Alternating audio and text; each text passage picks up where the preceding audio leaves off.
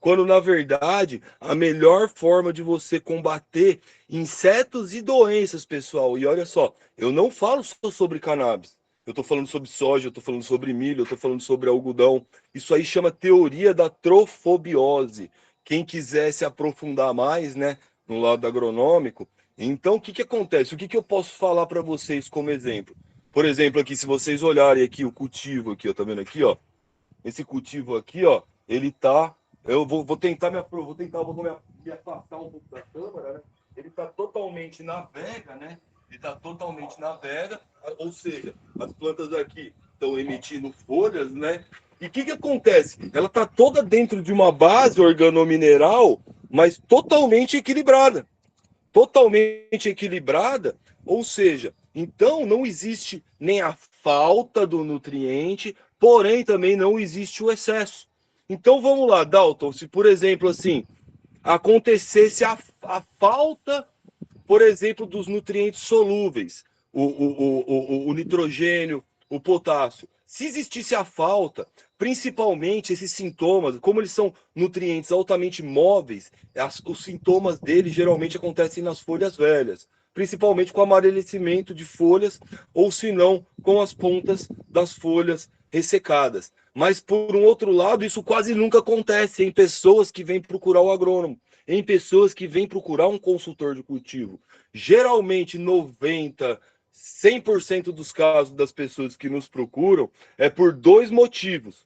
É por adubação desequilibrada e também pelo excesso de adubação, pela popular que a gente chama overfert. Então, pessoal, amarrando com o que eu falei lá para trás, para quem está prestando atenção aí, teoria da trofobiose. Porra, Dalton, que nome difícil é esse, entendeu? Eu vou dar um exemplo para vocês muito prático. Vamos supor, vocês chegam, vamos supor assim, acordaram cedo, foram jogar bola, ou praticar seu esporte, ou treinar, eu gosto de correr. Quando eu chego da corrida, eu chego morrendo de fome. Aí você chega na frente da sua casa, na hora que você abre o portão, você sente aquele cheiro daquela feijoada gostosa. Você tá me entendendo? Aquele cheiro gostoso de comida. Ou seja, você já vai entrando, cadê meu prato, não sei o quê. Então, o que que acontece? A gente pode até não sentir, mas uma planta que ela tem o excesso de adubação, principalmente de nitrogênio e potássio, pessoal, principalmente desses dois nutrientes, essa planta, a praga, ela pode estar longe, mas ela sente esse cheiro dessa feijoada, ela sente o cheiro de longe, aí ela vai e ataca a planta. Por incrível que pareça, literalmente, a praga, a doença, ela sente o cheiro daquele nutriente que está em excesso ali no metabolismo da planta. Olha que loucura, entendeu? Então, essa daí é a maioria das causas das doenças, principalmente ácaros, entendeu? E pragas sugadoras, cigarrinha, mosca branca, e aí vai. Então, o que que acontece? Você tem que usar muitas vezes estratégias de controle, inclusive químicas, algumas vezes, entendeu? A gente não vai entrar muito nesse ramo, porque isso aí só pode ser feito com um técnico responsável e assinatura de um engenheiro agrônomo, entendeu? Mas o ideal para esses exemplos que eu dei para vocês aí, de pragas sugadoras, é você manter sempre a adubação muito bem controlada, principalmente nitrogênio e potássio. Pessoal, vamos lá. Sistemas de produção. Eu acho que hoje mesmo no grupo, tipo assim, rolou a ideia no grupo de cultivo. Qual que é o melhor sistema de cultivo? Será que é o orgânico? Será que é o mineral? Será que é o misto? Entendeu? O que eu tenho para falar para vocês, como engenheiro agrônomo, é que isso aí praticamente é uma discussão inócua. É uma discussão inócua e desnecessária, porque é o seguinte, a planta, depois, por exemplo, assim, quando ela está com a raiz dela dentro do solo, ela não faz distinção nenhum se esse nitrogênio, se esse fósforo, se esse potássio, se esse enxofre, se esse cálcio, se esse magnésio. Então, se qualquer um desses nutrientes, ele vem de uma fonte orgânica ou de uma fonte mineral. O pulo do gato não é saber se o melhor sistema é o orgânico ou se o melhor sistema é o mineral, mas sim saber usar o sistema que você está usando e escolheu direto. E aí vamos lá para o caso então. Caso AgroBuds.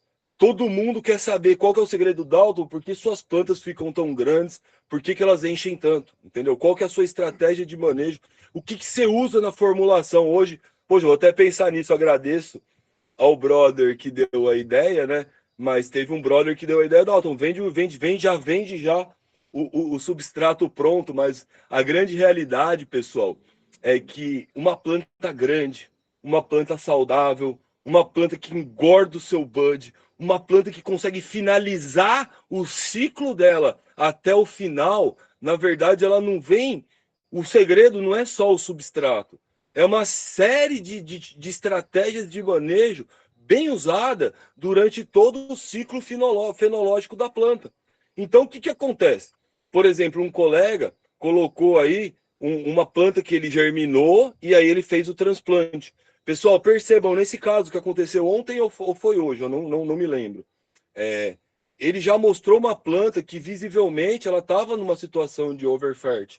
E ele estava usando um substrato que já era completo, inclusive estava escrito lá na embalagem do produto, que era um produto já completo e preparado para o cultivo da planta, né? Ele queria colocar mais nutriente.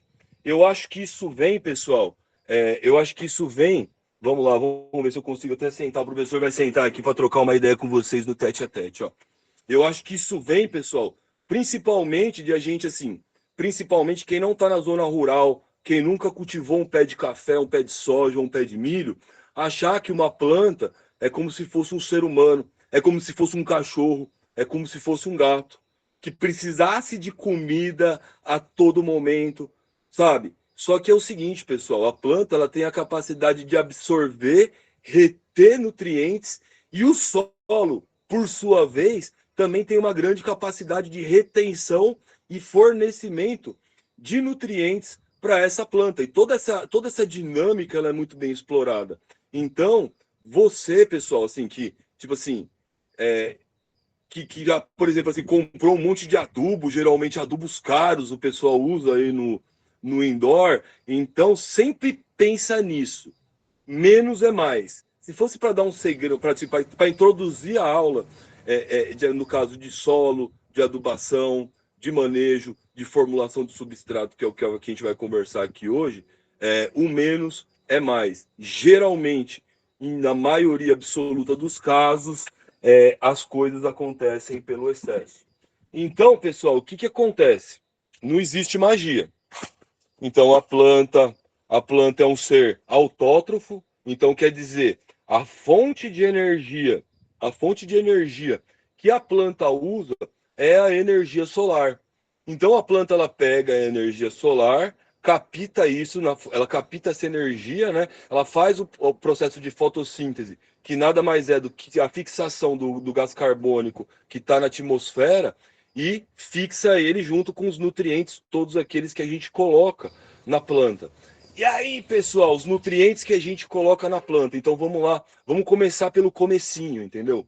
A gente pode dividir todos os nutrientes, todas as comidas, tudo que a comidinha das plantas precisam, em basicamente dois tipos, entendeu? Em macronutrientes e em micronutrientes. Macronutrientes são aqueles nutrientes onde a planta ela precisa de uma quantidade muito grande: nitrogênio, fósforo, potássio, cálcio, magnésio e enxofre. Esses são os macronutrientes. E aí também tem, pessoal, tem os micronutrientes. Micronutrientes são nutrientes que também são essenciais às plantas, porém, as doses que a planta precisa, no caso, para completar o seu ciclo, são muito menores, que é boro, zinco, ferro, molibdênio, e aí vai. Você está me entendendo? Então, o que acontece? Um solo, um substrato bem balanceado, um substrato capaz de promover com eficiência o transporte desses nutrientes para dentro da sua planta, tá diretamente proporcional à qualidade e à proporção que você vai usar desses nutrientes. Então, basicamente, a introdução da aula de hoje, né, pessoal?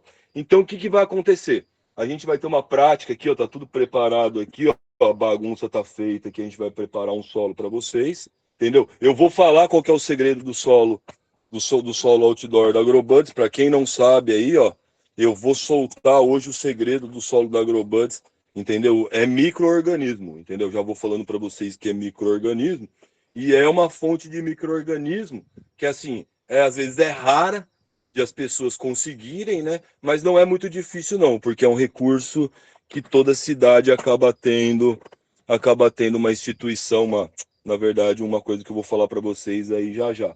Vamos ver se eu consigo aqui um espaço entre a lousa, acabou ficando pequeno, né? Então vamos lá, pessoal. Então, dando essa introdução a respeito dos nutrientes, entendeu? Do que a comida da planta que ela vai comer, que vai acontecer?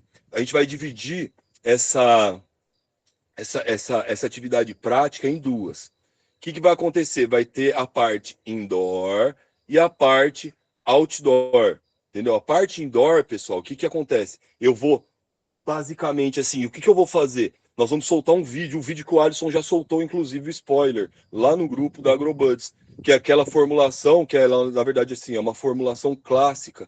Eu não me lembro se foi... Acho que foi a Zion que soltou, não me lembro. Mas, assim, é uma formulação clássica. E eu gosto muito dela, porque, assim, porque que acontece? A gente percebe que cultivo de cannabis, pessoal, é igual qualquer atividade na vida, entendeu? No começo, no começo, nem sempre é tão simples. No começo, a gente nem sempre tem tanta facilidade. Todo mundo um dia já matou uma planta, você tá me entendendo? Por algum erro que cometeu, mas gradualmente, por exemplo, a gente tem uma série de exemplos aí, inclusive no nosso grupo, né? De pessoas que chegaram com plantas assim, praticamente mirradas, que não cresciam, não desenvolviam nada, e hoje são cultivadores aí de mão cheia. Beleza, pessoal? Então eu vou dar essa introdução do cultivo indoor e vou soltar um vídeo muito bem explicativo, pessoal. E assim, só que eu tenho algumas considerações para fazer sobre esse vídeo. Na verdade, esse vídeo é a formulação de um substrato que no caso, por exemplo, o cara ele fez muito bem, tá muito bacana essa formulação. Porém, uma coisa que a gente sempre tem que levar em consideração é o tamanho da planta. E se eu não me engano, em algum determinado momento do vídeo, ele falou que ele serviria para indoor e para outdoor. Isso é verdade. Por exemplo, ele é um substrato que eu vou mostrar aqui para vocês e depois vou soltar no vídeo, que realmente ele é muito bacana para indoor e para outdoor. Porém, o que acontece? Nem sempre ele é completo para o ciclo inteiro da planta, pessoal. Porque o que acontece? Uma planta de cannabis, todo mundo sabe que tem o seu florescimento induzido pelo fotoperíodo. Então, dias longos levam essa planta a vegetarem, dias curtos levam essa planta a florescer. Então, o que acontece, pessoal? Então, dentro da estratégia de manejo, se a gente mantém, por exemplo, os dias longos, aqui, ó, pode ver agora, essas luzes aqui, ó, 19 e 20 do meu cultivo, vão ficar ligadas até 1 da manhã, e vocês podem ver aqui, ó, aqui, ó, as plantas todas navegam. Aqui ela está entendendo que os dias estão longos, tá me entendendo? Que os dias estão longos, e que ela tem que vegetar. Mas aí eu mostro para vocês que tem planta na flora. O que tem aqui na flora? Vamos ver aqui, pessoal, aqui, ó. Mimosa. Por que essa planta aqui tá na flora aí? Fala alguém aí. Eu quero. Vamos fazer um negócio mais participativo. O magistrado tá reclamando que não tá participativo, né? Por que aquelas plantas ali estão florescendo?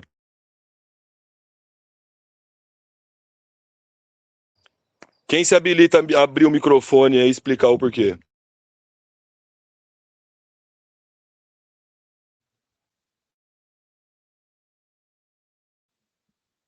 Genética.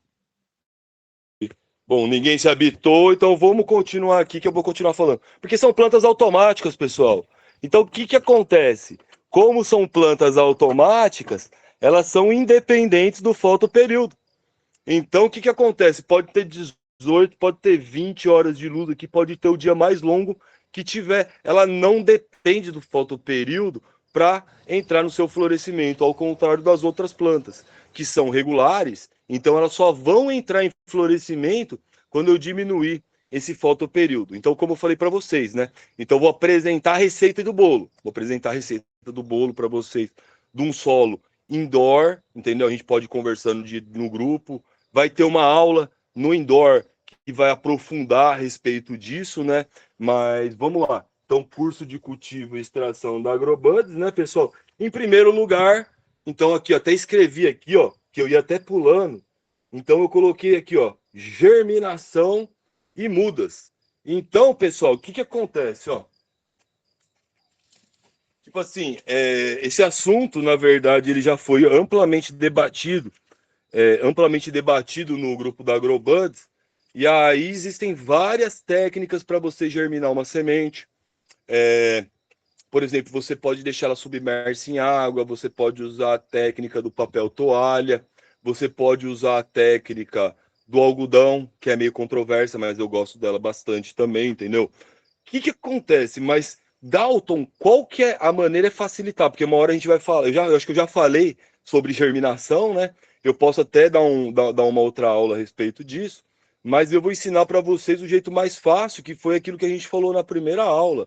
Então, o que que acontece, pessoal? Em primeiro lugar, a gente fala de substrato e você pensar assim, ó, aí você pagou, por exemplo assim, vários mil reais numa lâmpada, montou uma estrutura que você gastou um dinheiro, entendeu? Significativo. Você tá me entendendo?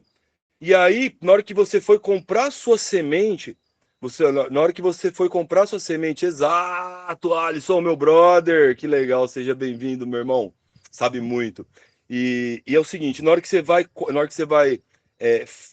fazer formular o seu substrato, aí se você cometer algum erro, pessoal, o que que acontece? Todo esse investimento que você fez em lâmpada, em tenda, em ventilador, e tudo que mais participar, todo ele vai água abaixo. Você está me entendendo? Então, em primeiro lugar, esse é um curso de cultivo e extração para pessoas que estão querendo tirar o seu HC. Então, se de repente o seu domínio do assunto não for tão grande, por que não, pessoal, recorrer, por exemplo, a comprar um substrato pronto? Ou se não, por exemplo, assim, eu vou soltar o link para vocês de uma das mais variadas lojas aí. Existem muitas no mercado, por exemplo, assim, que vendem o substrato ele picado e você vai aprendendo a montar ele aos poucos. Mas o que eu sempre costumo falar é que o erro ele acaba saindo muito caro. Você tá me entendendo?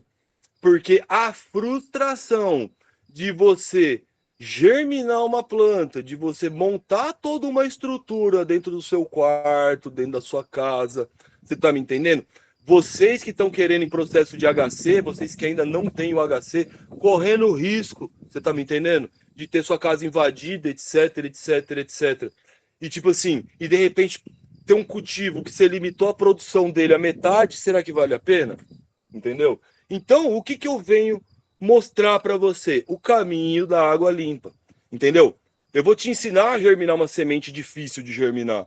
Mas eu quero mostrar para vocês que é possível você comprar uma semente de boa qualidade e não ter problema nenhum para germinar, como eu mostrei na primeira aula. Você está me entendendo? Então, o que que acontece? Técnica da água oxigenada.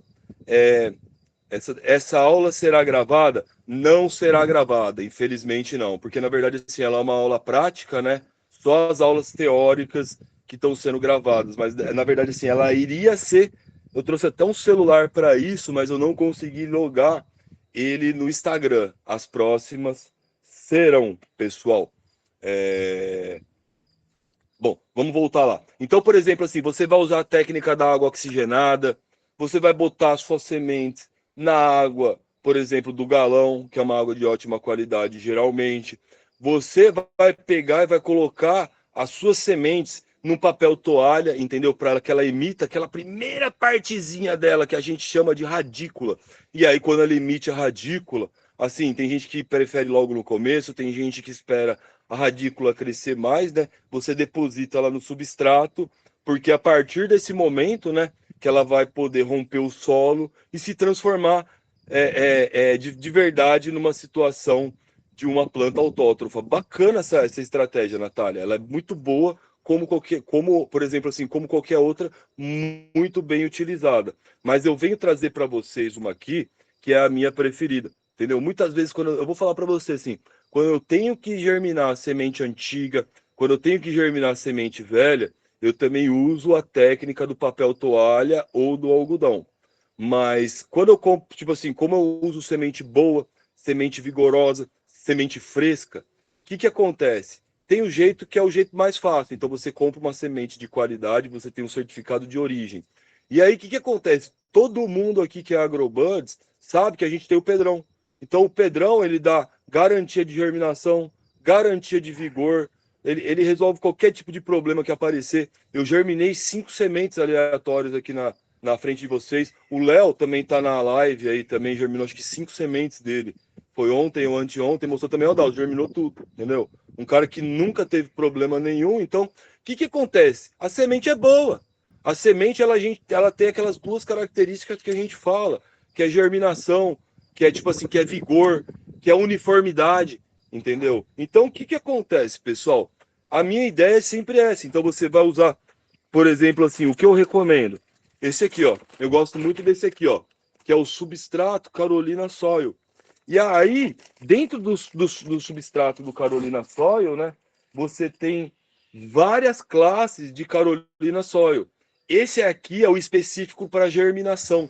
Dalton, o que especificamente o solo Carolina Soil de germinação ele tem de diferente? Ele não é, tipo assim, ele não precisa de uma carga de nutrientes tão grande, porque ele tem como finalidade dar o start inicial no crescimento das plantas. Então, o que acontece? A raiz, ela vai. Pelo contrário, é até bom que não tenha muito nutriente, porque isso induz o crescimento radicular. Isso interessa para a gente, para na hora que a gente for efetuar o transplante da planta. Beleza, pessoal? Então, aqui, ó, mudas de germinação. Então, germinamos. Então, o que acontece? Usa o Carolina Soil. Usa a técnica do copinho, pessoal. Você vai pegar um copinho, entendeu? Vou pegar aqui até pronto aqui para vocês, ó. Pega o copinho com Carolina Soil, você tá me entendendo? E aí você enterra a semente. Eu sempre uso o próprio dedo aqui, não tem muito segredo. E aí, quando a gente vê bem, tá aqui, ó. Deixa eu até entrar aqui para vermos todos juntos aqui, ó. Aí, o que acontece aqui, ó? Tá aqui as plantinhas, ó. Tá vendo aqui, ó? Estão todas elas aqui germinadas, uniformes. Aqui tem até uma erva daninha, né? Mas assim, ó, todas elas com Carolina Soil, né? Então, o que acontece? Qual que é a vantagem, pessoal, de usar o Carolina Soil para germinação? Vamos lá, deixa eu ver se eu voltei certo o trem aqui. Em primeiro lugar, né, pessoal, sanidade das plantas. O que acontece? Muitas das pragas e muitas das doenças, principalmente, pragas até nem tanto, sabe? Mas muitas das doenças da, peraí que eu já vou, Esfagnotec pode ser utilizado? Pode, peraí, a gente já vai entrar nisso aí. Muitas das pragas e muitas das doenças, elas vêm do próprio solo, você tá me entendendo? Então, o que acontece? Quando eu pego um substrato como Carolina Soil, isso aqui vende baratinho na Shopee, inclusive eu vou deixar até para vocês o link, para quem quiser comprar onde eu compro. Você tá me entendendo? Ele não tem, ele é inócuo de micro-organismos. Então, quer dizer que a raiz, que a semente de boa qualidade que você comprou, ela vai ter as condições ideais para sair de germinação de uma semente para poder virar uma muda, pessoal. E é justamente nesse momento que a gente vai pensar em transplantar ela para o solo, que é mais ou menos a situação aqui, ó, que está aqui ao fundo. Eu acho que dá até para vocês verem algumas das plantas, né? Então, basicamente, essas mudas aqui elas foram transplantadas recentemente, né? É a partir desse momento que ela sai, então, do Carolina Soil, que eu falei para vocês, que é um substrato que ele é pobre em nutriente e que ele tem, peraí, todo nutriente que a planta precisa no início. Peraí, já vou responder, eu já vou abrir para pergunta, pessoal. Na hora que eu parar para pergunta, aí vocês perguntam e a gente continua para a gente não perder a linha de raciocínio. Então, o que acontece? Na hora que eu vou transplantar essa muda aqui, eu vou tirar ela de um copo, onde basicamente ela já extraiu toda a comida que ela tá. Essa daqui ainda não tá no ponto, aquela ali tava. Que eu vou botar ela, pessoal, num solo que onde tem os nutrientes que ela vai precisar a partir de agora. E vamos lá que eu vou ter que tirar, eu não estava querendo tirar o celular aqui do negócio, né, pessoal, mas tá tudo prontinho aqui para vocês, ó. Tá vendo aqui, ó? Então a gente já deixou aqui as covas, tipo assim, abertas, tá me entendendo? Então o sistema que a gente usa aqui é o gotejo, pessoal, inclusive para todas as associações que eu dou assistência técnica, eu recomendo esse tipo de irrigação, porque a gente consegue fazer duas coisas, pessoal, que a gente vai conversar aqui hoje, né? Que é não só a adubação, mas também a irrigação das plantas. A gente faz a fertirrigação. Então vamos lá, vamos dar a volta aqui no cultivo da Agrobuds, né, pessoal? Aqui é bacana, virou uma sala de aula. Que bacana isso aqui, que legal ter vocês aqui com a gente, ó. Mas o que acontece aqui? Aqui no fundo, ó, tem uma caixa d'água, você tá me entendendo? Que desce um cano de derivação, você tá me entendendo aqui, esse cano azul. E desse cano azul vai saindo as linhas, tá vendo aqui, ó?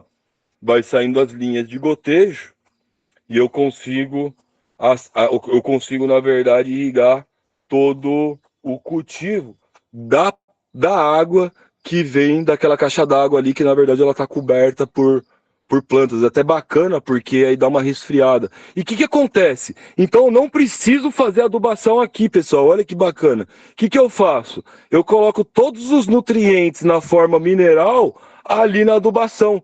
E na própria adubação, todo o nutriente desce, ó. Você tá vendo? A irrigação tá ligada, ó. Tá vendo aqui, ó? O gotejo tá ligado, ó.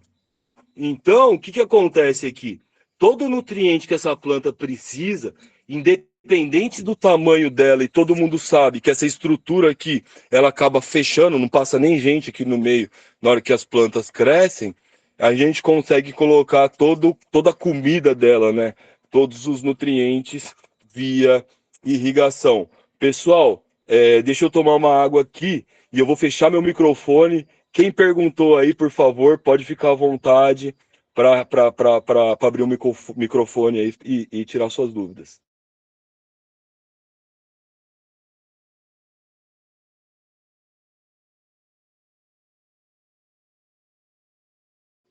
Pessoal, some muito rápido aqui a pergunta. Abre o microfone aí e pergunta, por favor.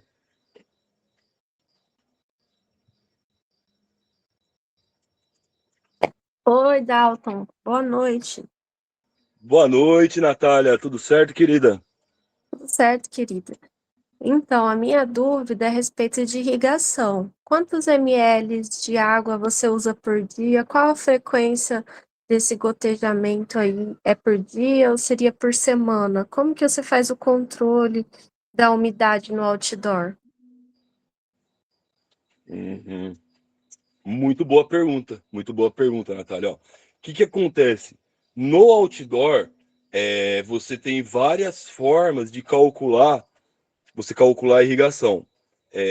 Vamos lá, por exemplo, qual que é a quantidade de uma planta que é assim, qual é a quantidade de água que a gente tem que manter no solo? Se você imaginar uma esponja, sabe essa esponja que a gente toma banho?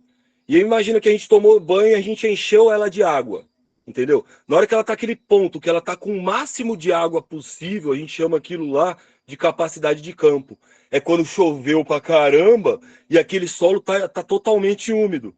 Mas também chega uma hora que, por exemplo, assim, a quantidade de água no solo é tão pequena que a planta não consegue mais nem beber essa água. O intervalo de quantidade de água que a quantidade de água que você tem que manter nesse solo é justamente a quantidade de água entre a capacidade de campo, ou seja, a capacidade máxima de água que essa planta ela tem que absorver, e a capacidade do ponto de murcha permanente. Na prática, o que acontece? Quantos litros de água, quantos ml de água uma planta precisa? Natália, depende. Porque olha só que loucura. Eu vou mandar para vocês, quem já está no grupo há um tempo, sabe que essas plantas aqui, essas daqui especificamente não, elas vão ficar menores. Mas a gente chega a ter plantas aqui de basicamente 2,5 metros, 3. Aqui agora, essas plantas aqui não vão subir a 1,5 metro. Então, o que vai me dizer o quanto que eu vou colocar? Eu até vou emendar a sua pergunta com outra. Por exemplo, quanto eu vou jogar de água e o quanto eu vou colocar de nutriente para essa planta depende da demanda dela, que é em função do tamanho dessa planta. Entendeu? Aí o que eu falo? Qual que é o segredo no outdoor? Entendeu? Você vai olhar que na hora que você vai ligar a irrigação, eu posso mostrar isso para vocês agora, inclusive, bacana, porque faz pouco tempo que a irrigação tá ligada, né? Mas já vai dar para vocês pegarem a ideia. Tecnicamente, pessoal, no gotejo, a gente fala assim, ó, por exemplo, cada por exemplo, assim, vamos mostrar aqui, ó, por exemplo, aqui, ó, aqui tá caindo um gotejo, tá vendo aqui, ó? Todo mundo tá vendo aqui que aqui tem um buraquinho, tá saindo um gotejo. E aí, o que que acontece, pessoal? Essa água, ela vai formando, vocês podem ver aqui, ó. Você tá vendo aqui esse diâmetro aqui, ó? Isso aqui, se você imaginar para dentro do solo, ela tá entrando. A gente chama isso aqui diâmetro do bulbo molhado, pessoal. Olha só, tô ensinando irrigação técnica para vocês, mas esses nomes são chatos, entendeu? Mas eu vou ensinar para vocês na prática o que isso importa. Quando um diâmetro do bulbo molhado encontra outro diâmetro do bulbo molhado, essa quantidade, esse solo aqui já está numa umidade suficiente para molhar uma planta, no caso desse tamanho. E aí o que acontece? Quanto maior o diâmetro do bulbo, quanto maior a planta, aliás, né, maior o diâmetro do bulbo molhado. E geralmente como que a gente calcula isso? A gente calcula isso, pessoal, pela quantidade de horas da irrigação ligada. Por exemplo, assim, vamos supor, essa irrigação aqui, ela deve estar me fornecendo em cada gotejo em torno de 800 ml de água por hora, entendeu? Só que como são plantas que são pequenas, então geralmente o que eu falo, que existe de planta para cima, existe também de raiz para baixo. Elas não estão num tamanho tão grande, você está me entendendo? Então, um bulbo molhado encostou em outro, basicamente a raiz tem condições de beber toda a água que ela precisa. Então vamos lá, pessoal. Deixa eu até controlar o tempo aqui. Nossa, aqui 7h38 já. E aí, vamos lá. Então como eu falei para vocês, aqui no indoor aqui a gente vai dar uma receitinha. Se alguém tiver dúvida de algum desses insumos que a gente fala, que a gente usa na produção de substratos, né? Vocês podem interromper a qualquer minuto. Beleza, pessoal? Então tá aqui, ó. Então você vê um solo indoor, entendeu? Você quer montar um solo indoor? Grosso modo, vou mandar um vídeo para vocês que vai ter toda a prática da pessoa fazendo isso, né? Mas basicamente aqui você vai precisar de perlita. Perlita, pessoal, nada mais é do que uma substância que ela tem função de dar boa drenagem, de ela ajudar principalmente na dinâmica hídrica desse solo, né? Então, muita gente, pessoal, no indoor também usa turfa. Tem vários tipos de turfa. Turfa, na verdade, é matéria orgânica de solo que ficou alagado. Então, o que acontece? Nesses solos, eles têm a particularidade de a decomposição dessa matéria orgânica acontecer de uma maneira muito lenta. E aí eles ficam complexados e ficam de excelente qualidade, né? Então, fibra de coco, esterco de galinha, humus de minhoca, pessoal, vai guardando esses ingredientes aqui, né? Aí a gente fala arroz descarbonizado, dióxido de silício, que seria o silicato, né? E aí o que acontece, pessoal? Vocês querem montar um solo? Vocês podem colocar, ó, tudo isso aqui, ó, na quantidade de 20 litros. Entendeu? E aí o que acontece, pessoal? A gente entra nesses dois ingredientes aqui, ó, que é o esterco de galinha, que é o humus de minhoca. Dalton, qual que é a melhor fonte de matéria orgânica para o solo que eu vou usar? Seja indoor, seja outdoor, seja o que for. Pessoal, o que acontece? Pode não ter esterco de galinha na sua região, mas pode ter esterco de boi. Você está me entendendo? Sempre nesse caso a relação é 1:3. Por exemplo, se eu estou recomendando aqui 10 litros de esterco de galinha, por exemplo, eu estou recomendando 10 litros de esterco de boi, nesse caso eu vou recomendar 3 litros de esterco de galinha, entendeu? Com 3 litros de humus de minhoca. Mas, pessoal, esses dois ingredientes aqui e tudo que é matéria orgânica. Qual que é o principal problema da matéria orgânica no caso dos cultivos, pessoal? É não apodrecer, é você não mineralizar esses nutrientes de maneira adequada. E aí, o que acontece? Como ele não está ainda totalmente degradado, ele acaba causando dano na planta, entendeu? O desbalanceio de nutriente, de pH, causado pela falta do apodrecimento e da mineralização da matéria orgânica, acaba causando, entendeu? A planta feia, né? Então, nesse caso, por exemplo, assim, o esterco de galinha, o humus de minhoca, ele tem que estar muito bem curtido e muito bem apodrecido. E assim, eu tô citando esses ingredientes, eu vou trocar algum deles ainda durante a nossa conversa, porque no vídeo ele tem um lugar que onde você pode comprar, já tem um link para você comprar. Mas, por exemplo, assim, eu coloquei arroz descarbonizado. Se você mora no Rio Grande do Sul, isso vai ser bacana. Mas se você mora no Espírito Santo, tá ligado? Aqui a gente tem casquinha de café, você tá me entendendo? Então, dependendo da região onde você mora, dependendo da loja que você tem do seu lado aí da sua casa, para você ter da loja do lado da sua casa, você pode encontrar uma quantidade maior. Arroz descarboxilizado também você pode usar 20 litros, né? Isso aqui é só misturar, pessoal. Então, no caso, 1 quilo de silicato de óxido de silício, que eu já vou dar todas as fontes, viu, para você. Tem vários lugares, vários materiais. Você digitar isso aqui na Shopee, você digitar isso aqui no Mercado Livre, vão ter várias fontes. Eu vou indicar um vídeo que lá realmente eu sei que os produtos são muito bons, né? Mas vocês podem comprar onde vocês quiserem. Inclusive, como eu falei para vocês, pessoal, uma coisa importante, tá começando o cultivo agora, não quer errar, pensa na possibilidade de, no primeiro cultivo, você já, no caso, comprar o substrato pronto, chega prontinho na sua casa aí, eu vou dar o link para você, entendeu? Eu não ganho nada, não, é só porque realmente é de boa qualidade.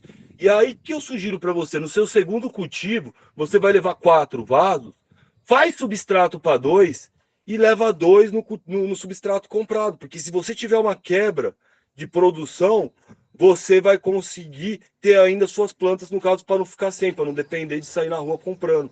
Além de tudo, você vai poder comparar o substrato que você está fazendo junto com o substrato que vem pronto, entendeu? E ver o benefício, ver a qualidade, essa é a minha dica. Então, o que que acontece? Você vai misturar também, ó, 2 quilos de torta de mamona, 2 quilos de bocashi, biochar também, 1 quilo, né? Aí, no caso, pessoal, vem, no caso, as farinhas de alga, né, que tem muito aminoácido, como eu já falei para vocês, o dióxido de silício, né, que é o silicato, azomite, que tem muito micronutriente, mas pode ser substituído, por exemplo, por FTE, o fosfato natural, que pode ser usado aqui na quantidade de 1 quilo, mas pode ser usado também o super simples, e eu prefiro o super simples. Pode ser usado o monoamônio fosfato, que é o MAP, que também é uma fonte de fósforo de excelente qualidade. Sempre lembrar, pessoal, que se é 1 quilo de fosfato natural ou 1 quilo de super simples, normalmente a gente divide por 3 a quantidade de MAP. Então seria 0,333 quilos de monoamônio fosfato. E o gesso? O gesso, pessoal, principalmente a questão do enxofre. Entendeu? Ele tem um macronutriente que é muito importante, né? Que é o enxofre, vocês podem colocar também na quantidade de 1 quilo. E aí tem também, no caso, o azospirillum, né? A gente está trabalhando já na questão microbiológica desse solo. Então, o que que acontece, por exemplo, assim, a gente tem vários micro-organismos no solo que eles têm a capacidade de pegar o nitrogênio atmosférico e transformar esse nitrogênio de uma tal forma que a planta consegue comer ele. Então, por exemplo, assim, o que a gente tem à disposição na cannabis, como ela não é uma leguminosa, né? É o azospirillum, que ela fixa o nitrogênio. Você pode usar extrato de algas e os produtos KNF, né, daquela agricultura coreana. O Fábio, infelizmente, teve um problema com o filho dele. Ele seria a pessoa. O cara é um monstro, na verdade, desses KNF, produção de bokashi. Isso aí, a gente vai ter uma prática só desses insumos naturais para aquelas pessoas que são mais adeptas do cultivo orgânico, tá, pessoal? Então, o link para vocês de como fazer essa mistura, de como, de como, de como, de como misturar esse solo, de como proceder, vai estar num link aí para vocês, né? E aí, o que que acontece? Aí a gente, então, quer dizer, meu segredo, ali você preparou todo esse solo, pessoal, depois de preparado no indoor ainda, a gente não veio para o outdoor aqui ainda, também que eu estou tampando aqui a lousa, né? É o seguinte, no indoor você vai ter que deixar esse solo descansar de 20 a 30 dias, justamente para essa matéria orgânica ela apodrecer, esses micro-organismos eles serem ativados, porque é isso que dá saúde ao sistema. Eu costumo falar que o solo é como se fosse o intestino humano, os micro-organismos que regulam a disponibilidade desses nutrientes. Então vamos lá, pessoal. como tirar 1,5 kg, 1 kg de planta por 1,5 kg de flor por planta. Vamos ensinar agora o segredo da Agrobuds, que todo mundo quer saber. Deixa eu até pedir pro pessoal aqui, pode colocar o link no grupo também, então, bota o link no grupo, fala que a gente está ao vivo, né? Tá liberado para todo mundo, sem problema nenhum, quem quiser pode entrar, tá? Então é isso aí. Então vamos lá, vamos entrar na parte do outdoor, que era o que todo mundo estava querendo, né? Então o que acontece? Como que o Dalton faz para poder tirar uma planta desse tamanho? Qual que é o segredo da nutrição de plantas? Será que o Dalton vai vender substrato? Não vai vender não, entendeu? Vou ensinar vocês a fazerem. Mas é o seguinte, pessoal, aqui, essa área de cultivo, a primeira coisa assim que tem que se falar da Agrobuds, como a Agrobuds surgiu. Então, a gente, teoricamente, teria 13 minutos, vamos se estender um pouquinho mais, viu, pessoal? A Agrobuds, ela surgiu porque, assim, eu estava no Mato Grosso, e aí eu precisava me posicionar, eu tinha certeza que a cannabis ia ser legalizada, e eu sempre quis atuar nesse mercado, e eu vi que as condições aqui do norte do Espírito Santo, a região da Terra Seca, sul da Bahia, eram excelentes para o cultivo de cannabis, entendeu? E aqui eu consegui me posicionar, porque aqui a gente tem muito sol, pouca chuva, e o solo ele é profundo e bem drenado. As áreas são relativamente planas aqui no norte do Espírito Santo, entendeu? Então as nossas condições de cultivo elas são realmente excelentes. Mas o que acontece? Para mim saber o que eu preciso colocar para esse solo aqui, para uma planta me responder aqui, eu preciso, em primeiro lugar, fazer análise de solo. Então, o ponto de partida que eu uso em todas as associações que eu dou assistência técnica, estou indo para Goiás agora, mês que vem, dá para mais uma. A primeira coisa que eu falei lá, ó, vocês vão escolher a área de cultivo aí de vocês, né? E a primeira coisa que vocês vão ter que me dar é a análise de solo. Análise de solo, pessoal, para o cultivo outdoor, pode ser até no quintal de vocês aí. Ela custa 30, 40 reais. Aí você pode até mandar uma mensagem no PV. Pega uma amostrinha de solo muito pequena, manda para o laboratório vai mandar um resultado. E baseado no que tiver ali no seu solo, a gente só vai repor numa quantidade que a planta consiga completar seu ciclo e ser produtiva. Então, pessoal, aqui nesse caso mesmo, eu queria até procurei para ver se eu tinha ainda, né? Porque eu fiz essa análise de solo há uns 2 anos atrás. Mas, infelizmente, eu não achei. Mas, por exemplo, assim, se eu quiser dar uma receita de solo genérico para vocês, né? Eu gosto muito do termo que o Fábio usa, tá ligado? Na vez de a gente falar cova, a gente falar buraco, ele usa o termo berço. Berço é um termo muito adequado, entendeu? Porque a gente vai colocar um bebê, a gente vai colocar uma muda, a gente vai colocar uma planta. Opa, peraí, voltei. Vamos colocar uma planta que ainda é muito pequena e frágil. E o que acontece, pessoal? Na Agroban, eu gosto de ter plantas produtivas. Então, se eu consigo estender um pouco o ciclo da planta e ter plantas mais produtivas, para mim é interessante, entendeu? O que eu vou calcular aqui nessa área é a quantidade que eu posso tirar de flor. Essa daqui é uma área de CBD, pessoal. A quantidade de CBD que eu vou tirar para saber quantas crianças que eu vou conseguir atender, entendeu? Então, isso que é o interessante. E aí, como que eu vou controlar isso? Eu vou controlar através do tamanho da cova, porque com o tamanho da cova, eu consigo colocar uma quantidade de comida suficiente para aquela planta subir. Vejam só, pessoal, todo mundo já viu o tamanho das minhas plantas. Essa daqui é uma mimosa automática. Então, essa daqui é uma planta que eu acho que ela vai subir um pouquinho ainda. Ela vai ficar aqui com o seu 1,20 m, 1,30 m. Então, a quantidade de nutriente, a quantidade de adubo que uma planta come é proporcional ao tamanho dela e, 2, ao potencial produtivo dessa planta. Então, o tamanho dela e o potencial produtivo. Então, você pode ter certeza, uma planta de mimosa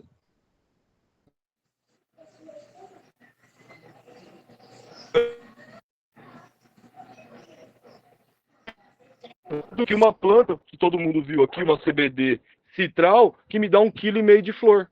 Você tá me entendendo? Então, a quantidade de nutriente que a planta come é diretamente proporcional ao tamanho e o potencial produtivo dessa planta. Como que a gente faz na Agrobuds? Eu acho que é a principal curiosidade, né? Mostrar o que a gente faz aqui. Então, as covas, pessoal, se liga na dimensão. Anota aí, quem tiver com papel aí, quem tiver anotando, é 30 por 30 por 30. Normalmente eu quero ter plantas entre 1,60 m, 1,80 m, 2,5 m. Então eu abro a cova de 30 por 30 por 30. E se fosse para dar uma receita de bolo, Dalton, eu não sei qual que é o solo que eu tenho aqui. Não dá para fazer uma análise de solo, mas você vê que não existe grandes impedimentos, nem químicos e nem físicos. Você pode usar 10 litros de esterco de curral para fazer essa mistura. Pessoal, lembrando, esse esterco de curral tem que estar muito bem curtido. Porque se esse esterco de curral não tiver curtido, se você não tiver paciência para esperar, ele vai queimar a sua planta. E aí você vai mandar a foto lá no grupo e falar: o que está acontecendo aqui, Dalton? E é o tipo de problema que não tem como resolver. Porque teria que ter apodrecido essa matéria orgânica, teria que ter apodrecido essa matéria orgânica bem antes de você usar ela, você tá me entendendo? Uma vez que você tá usando, já bagunçou tudo, entendeu? Bagunçou tudo. Pessoal, alguém tem alguma dúvida aí e tal? Eu vou só uma câmera aqui, eu vou dar um gole no negócio de água aqui, que é o seguinte, pessoal, eu gostaria de esclarecer uma coisa aqui, que estão falando uma coisa aqui, ó, eu ouvi falar que não é uma coisa bacana. Estão falando que eu, o professor Dalton, antes da eu fumei maconha. E eu quero falar aqui que isso é verdade.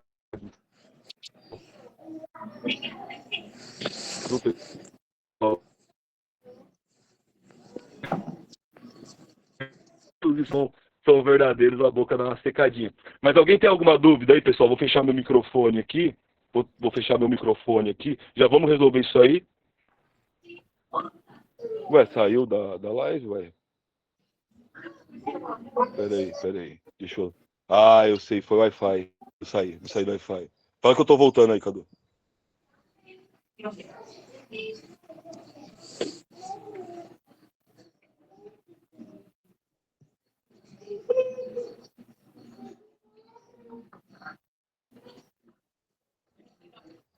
Pessoal, ó, oi, agora sim, eu desliguei o Wi-Fi aqui, porque eu tô longe do roteador, eu acho que vai melhorar. Se alguém tiver tendo problema, vocês me avisam, né? Mas agora eu vou desligar o microfone aí, quem tem dúvida?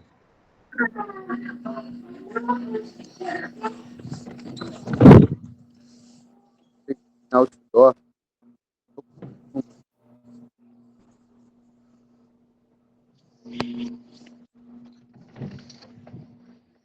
Conseguiu ouvir aí?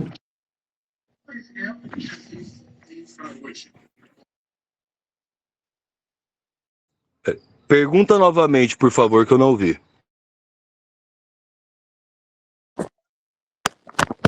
Eu queria só te pedir, meu amigo, que se você puder passar novamente essa receitinha aí outdoor, que se você passou, cortou, não conseguiu ouvir não. Tô anotando aqui. Bacana, brother. Obrigado pelo feedback, né? Eu vou voltar, tava com problema no roteador, tirei aqui, botamos na rede de dados, né? Então eu falei assim, que o que vai me dizer em qualquer solo que eu trabalhe é a análise de solo no outdoor. Porque na análise de solo ela vai me mostrar a quantidade de nutrientes que eu tenho ali disponível e como que eu vou fazer para poder fazer a minha cova, para me poder fazer meu berço, né? Então, aí eu saí mostrando, vocês conseguiram, passou bem a parte que eu mostrei as covas, né? Passou. 30 por 30 por 30 é a medida que a gente usa para ter o potencial produtivo, né, pessoal? Se for para usar uma receitinha de bolo aqui para vocês, então 10 litros de esterco de curral, só lembrando que o esterco de curral, pessoal, você pode usar o esterco de curral, você pode substituir 10 litros de esterco de curral por 3,5 litros de esterco de galinha, sempre diminui, divide mais ou menos por 3 também, entendeu? Porque ele é mais forte. Mas o pulo do gato, pessoal, aqui o erro tá aqui, ó. Um dos erros tá aqui, ó. Tem que apodrecer, velho. Tem que apodrecer. Se usar a matéria orgânica, não tiver a paciência, entendeu? De esperar essa matéria orgânica curtir, essa planta vai ficar queimada, e não adianta tirar foto e mostrar em lugar nenhum, entendeu? Que você já perdeu. É erro que não tem. Se isso aqui, ó, não tiver bem curtido e der erro na tua planta, já não tem o que fazer. Então, pessoal, aqui, ó, então 10 litros de esterco de curral ou 3,5 litros de cama de frango, entendeu? Cama de frango. Essa curtida aí que você diz Esterco de é galinha, de 20 a 30 cama dias? de... Oi? Essa curtida que você diz é de 20 a 30 dias? Vamos lá. Muito boa sua pergunta, brother. Varia em função de algumas coisas. Temperatura e umidade principalmente. Ou seja, se nós estamos no verão, que está chovendo direto, que a umidade está alta, que a temperatura está alta, esse processo ele acontece de maneira mais rápida. Se a gente está no inverno, se a gente está no frio, geralmente é menos. Então, o que acontece? Para você saber se essa matéria orgânica está numa boa qualidade, eu falo que é no mínimo 30 dias. Entendeu? Show. E aí, o que acontece? Você faz uma leira, como se você fizesse aqui, ó, como se tivesse, como tá essa casquinha de café aqui. E o que acontece, cara? A matéria orgânica, para ela tá bacana, ela tem que estar com um cheiro agradável, ela não pode estar com aquele cheiro ácido, aquele cheiro fedido. Você tem que botar a mão no meio ali daquele esterco e não tá quente. Ele te dá algumas dicas. Mas eu esperaria uns 60 dias. Eu faria um planejamento, entendeu? Todo mundo aqui vai cultivar o ano inteiro, vai poder ter cultivo contínuo. Se tiver usando uma matéria orgânica que você vai pegar de um curral, ou você mesmo vai produzir na sua propriedade, não sei se pode ser um produtor rural, por que não? Você tá me entendendo? Você vai esperar no mínimo 60 dias, porque aí não tem erro, entendeu? Não tem erro. Então, Então, esse mesmo solo, você reaproveita ele para até quantos cultivos? Cara, então, peraí que agora, tipo assim, essa dúvida eu vou responder para você já já. Peraí. Na verdade, infinitos. A resposta é essa, infinitos, né? Mas eu vou falar para você como que eu faço o reaproveitamento desse solo. Tá. Ó, então, 250 gramas de super simples, tá ligado? Super simples é um adubo, super fosfato simples, ele é uma fonte de fósforo, tá, pessoal? E ele é encontrado em qualquer loja de jardinagem. Só que também você pode encontrar o super simples, você pode encontrar o fosfato natural e você pode encontrar o MAP. Se for o MAP, pessoal, se for o MAP, então na vez de ser 250 gramas, você pode trocar por 90 gramas de MAP. Tá, pessoal? Só esse o segredo, né? Então, 30 gramas de calcário. Aqui que tá o pulo do gato, pessoal. Porque que acontece? A única... Aqui, a questão, por exemplo, assim, para que eu uso o calcário? O calcário, ele é duas substâncias numa só, ele tem duas finalidades em uma só. Ele corrige o pH do solo e também fornece cálcio e magnésio. Só que o que acontece? Se o solo tiver muito ácido, pode ser pouco. Você tá me entendendo? Eu tô colocando uma quantidade mínima aqui que não vai causar muito impacto por excesso. Mas se seu solo tiver ácido, Dalton, como eu sei se o solo é ácido? Opa! Quase caiu num buraco aqui. Como é que eu sei se o solo é ácido? Cara, principalmente se você mora em São Paulo, se você mora no Rio Grande do Sul, se você mora no interior de Santa Catarina, é muito provável que você tenha um solo ácido na sua propriedade e provavelmente essa quantidade de calcário tem que ser maior. E aí, pessoal, 20 gramas de FTE. FTE é um adubo de micronutrientes. Você até encontra ele em algumas casas agropecuárias, mas o que eu falo para vocês a respeito de micronutriente?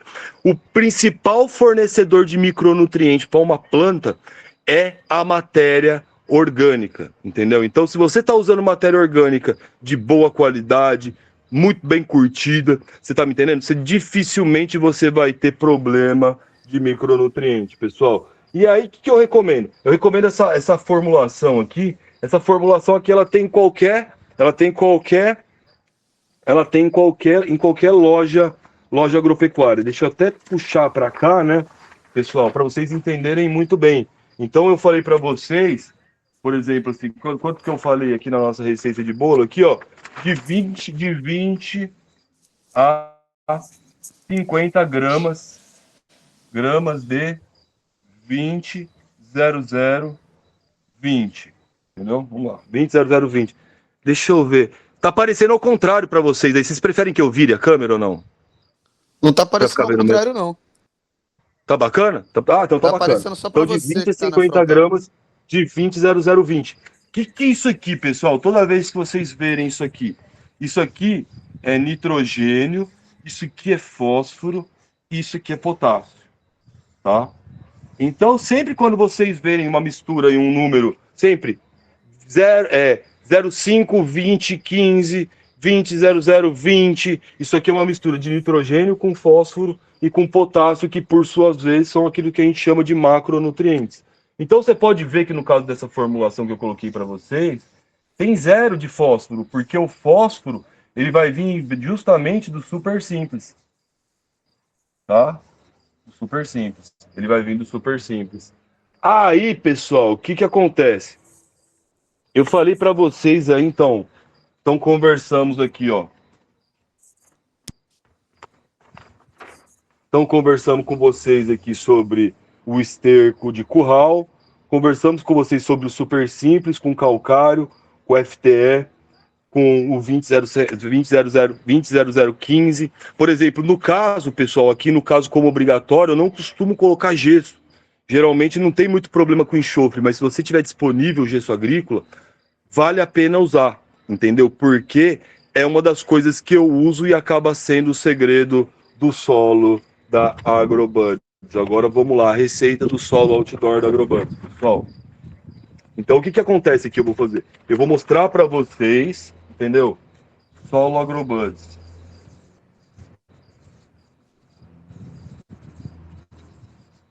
Dalton tá com a câmera fechada.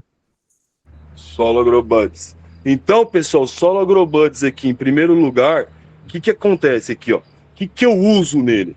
Eu uso, na verdade, assim, ó. Por exemplo, eu falei para vocês que lá no indoor, uma das substâncias que vocês usam para dar, você pode usar para dar aeração, para dar drenagem nesse solo, é a casquinha de arroz. Aqui, eu moro numa região produtora de café, então a gente usa a casquinha de café. Casquinha de café. Mas aí, pessoal, o que que acontece? Cada vez mais a gente vem vivendo uma transição no mundo agronômico, porque a maioria de vocês, eu não sei, mas acaba sendo de cidade grande, pessoas que não têm contato com a agricultura do dia a dia, né? A gente que já vem de mais de 20 anos aí na zona rural, a gente sabe que vem acontecendo uma verdadeira revolução. Simplesmente a gente achou a vida inteira que era jogar nitrogênio, fósforo, potássio, magnésio, enxofre, cálcio e etc. E a planta produzia. Até a gente descobrir que, na verdade, grande parte da produção que essa planta vai entregar para você, ela tá ligada à quantidade e à qualidade dos micro-organismos que estão vivendo nesse solo. A parte biológica do solo, pessoal. O solo vivo, você tá me entendendo? Esse é o segredo, entendeu? E aí, a gente vem usando uma substância aqui que ela ainda é pouco usada no Brasil, mas todo mundo que vem usando vem tendo resultados fantásticos. Que acontece? A gente mora também aqui, no meu caso, né, eu moro numa região de pecuária e a gente tem um frigorífico aqui. E aí o que acontece? Na hora que eles abatem o animal, eles retiram o rumen do boi. E aquele rumen do boi, eles deixam apodrecer num lugar lá, o negócio fica apodrecendo durante muito tempo, né? E aí, o rumen do boi.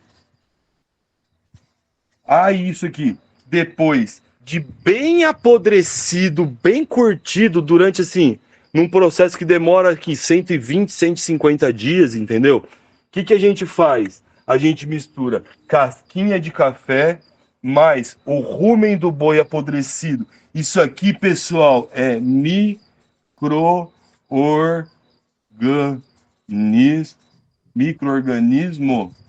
Então, é um dos segredos das plantas da Agrobuds é esse. Entendeu? Então, rumen de boi. E o que vai ser usado também nessa mistura aqui? A gente põe esterco de boi, e também colocamos aqui gesso. Entendeu, pessoal? Ó, casquinha de café com rumen de boi, com esterco de boi, né? Casquinha de café, rumen rumen de boi, esterco de boi e gesso. E o que acontece, Dalton? Qual a proporção? Geralmente, a gente faz isso de quantidades absurdas, porque isso aqui a gente faz para café. Então faz isso aqui até com trator, entendeu? Com aqueles 4 tratores enormes, entendeu? Porque no café isso aqui tem dado um resultado muito bacana também. Mas eu costumo falar que você pode ser 10 partes para uma, sabe? 10, você pode colocar nessa proporção aqui, ó. Casquinha de café, você pode colocar a parte de 10 a 15 partes dessa daqui para uma dessa daqui de rumen de boi, entendeu? Para 2 ou 3 de esterco de boi. E gesso você pode jogar 1 quilo, que geralmente não tem problema, entendeu? E aí qual que vai ser o resultado, pessoal? Esse rumen de boi, eu falei para vocês que ele ficou apodrecendo no mínimo 120 dias. Isso aqui tudo, depois de misturado, vai ficar mais 60 dias ainda descansando. Então vamos lá. Eu falei para vocês, então, 120 dias do apodrecimento do rumen, mais 60, praticamente quase mais de meio ano, mais de 180 dias, entendeu? Pra gente chegar nesse resultado aqui, ó. Caralho, muito foda. Aí, ó. Aí tem os torrão, né? Porque, como eu falei, isso aqui a gente mexe com máquina. E na hora que eu vou preparar o solo, esses torrões aqui, eu tiro eles, né? Deixa eu colocar aqui pra cá, acho que vai ficar melhor. Mas o resultado é esse aqui, ó. Dá pra você ver direitinho, ó. A casquinha de café aqui, ó. Tá vendo aqui, ó? E aí, o que é o pulo do gato do solo da Agrobuds? É os micro-organismos que aqui estão, entendeu? Porque tudo isso aqui veio do rumen do boi. E se você pegar, você pode ver, ele não suja a mão, ele não tem nenhum cheiro fétido, isso aqui não tá quente, entendeu? Então isso aqui tá extremamente mineralizado, esses nutrientes aqui. Quando a gente tem esse resultado, pessoal, em qualquer solo, isso aqui tá uma delícia para a planta comer. Isso aí é aquele dia que você chegou, você vai comer a comidinha da vovó, que é aquela comida mais especial que tem, você tá me entendendo? Que todo mundo tenta descobrir o segredo e não sabe. Então a gente tem feijão, esse. bife, batata frita.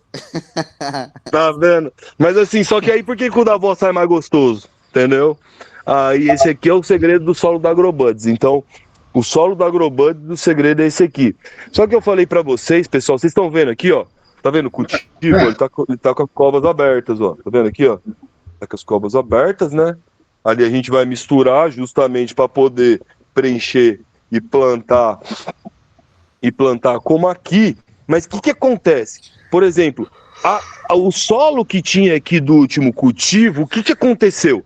Aqui, ó, principalmente nesses daqui, ó, aqui nessas plantas do final, aqui cresceu uma planta que produziu 1,5 kg de flor. Produziu 1,5 kg de flor. Saiu daqui, outra aqui. Juntou tudo uma na outra, né? E formou aquele cultivo enorme, 1,5 kg de flor por planta. Então, o que acontece? A planta, ela comeu o nutriente que eu coloquei. Olha só que legal, pessoal, para curiosidade de vocês. Eu falei para vocês aqui, ó. Eu falei para vocês que normalmente aqui a gente tem os nutrientes, né? Os nutrientes aqui, ó, de grosso modo, pessoal. Aqui normalmente assim, ó, nitrogênio e potássio, principalmente o nitrogênio, ele tem muita relação com o crescimento vegetativo. E o fósforo com o crescimento, no caso, por exemplo, assim, no caso com florescimento, com enchimento do bud, com enchimento, no caso, da fruta de laranja, do grão de café, com a parte de frutificação, com a parte de florescimento. Então, vega, né? E o nutriente mais extraído na flora é o fósforo. Então, vamos lá, pessoal. Então, viemos aqui 30 por 30 por 30, né? E aí, o que eu vou fazer? Eu aproveitei esse solo aqui que eu tinha preparado, que a planta cresceu, extraiu o nutriente. Dá até para ver as raízes, ó. Tá vendo aqui, ó? Da outra planta que tinha aqui, da planta de cannabis que tinha aqui, ó. Tá vendo aqui, ó? Então, as raízes aqui ainda, ó. Mas daí tem até vamos parar até um copo aqui dentro que eu vou tirar para fora. Aí o que acontece? E aqui, pessoal, tá o substrato que eu tirei dessas covas. Você tá me entendendo? Porque o que acontece? Nesse substrato aqui, eu ainda tenho nutriente. Você tá me entendendo? E como eu falei para vocês, que pulo do gato da agricultura, não estou falando da agricultura de cannabis, não estou falando das plantas da Agrobuds, não. Eu estou falando da agricultura como toda, de micronutriente, entendeu? Micronutriente, micro-organismo, entendeu? Então, o que acontece? Ao aproveitar o solo dessa cova, eu estou aproveitando também os micro-organismos que lá estão e que vão me reverter em produtividade e estabilidade na próxima safra. Então, o que eu faço? Eu misturo 50%, 50%, essa casquinha de café, você tá me entendendo? Essa casquinha de café com esse rumen de boi, com essa substância aqui que eu misturei para vocês, na forma de 1 para 1. E aí, o que acontece? Eu pego esse aqui, metade desse aqui, metade desse aqui, e a outra metade daquele substrato antigo. E daquele substrato, pessoal, o que aconteceu? Daquele substrato que ele tá, como diz assim, ele poderia estar um pouquinho esgotado, ele tá drenado do nutriente, porque a planta ela extraiu o nutriente dali, mas ela vai me servir como fonte de micro-organismos. O que eu faço também, pessoal? 30 por 30 por 30. Eu costumo colocar em torno de meio quilo de super simples. Pessoal, ó, por exemplo, então eu falei de NPK. Aqui, ó, vamos virar um pouquinho aqui. NPK. Então eu coloco nessa mistura aqui, eu coloco meio quilo de super simples como fonte de fósforo. Você tá me entendendo? Por quê? O fósforo, o super simples, é um adubo que praticamente você não tem overfert nele. Se você colocou ele numa safra, não usou ele na sua quantidade, ele fica guardadinho lá no solo.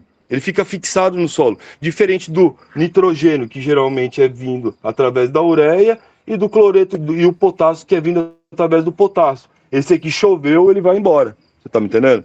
Então, meio quilo de super simples eu coloco ali, né? E também costumo colocar em torno de 100 a 150 gramas também de 20-0020. E aí, conforme a necessidade, eu vou fazendo na Fert, pessoal. Então, o que acontece? Ó, eu falei então 1h20, 1h30, já estamos para estourar o tempo aí. Temos 12, tem bastante gente aí. Vamos continuar. Pessoal, podemos continuar ou vocês querem parar aqui? A gente volta depois. Mete bronca, meu irmão. Então, vambora. Só tomar uma aguinha aqui. Alguém tem alguma dúvida? Me tira uma dúvida. Pode falar. Quando você prepara essa sua fórmula e mistura, você usa água também e você, além de usar água, já aplica algum fertilizante, algum tipo de vida? Não, na verdade, assim, eu aplico água. Então, o que eu faço? Eu faço a minha cova, faço o meu berço, faço toda essa mistura, ponho lá e procuro, cara. Assim, nem sempre isso é possível, a gente tenta fazer sempre isso. Mas deixar no mínimo ainda 20 dias úmido, deixar 20 dias úmido ainda na cova antes de plantar. Você tá me entendendo? Para que aquela situação, principalmente microbiológica, ela se equilibre lá dentro. Porque, como eu falei, o pulo do gato é o equilíbrio dos micro-organismos, porque os micro-organismos, eles regulam, inclusive, a quantidade e a forma. Pessoal, todo mundo ouviu falar de micorriza aqui, como as plantas comem os nutrientes, entendeu? Então, você dando nutriente na quantidade certa, de maneira adequada, a planta não vai ter doença e não vai ter praga lá na frente. Então, pessoal, aqui, então, preparei essa mistura, eu coloquei aqui, beleza, agora eu tenho a quantidade de comida para essa planta produzir, mas até ela produzir ainda é longo, o processo ainda é um pouquinho lento, porque é o seguinte, ó, eu germinei essa semente de jeito bacana.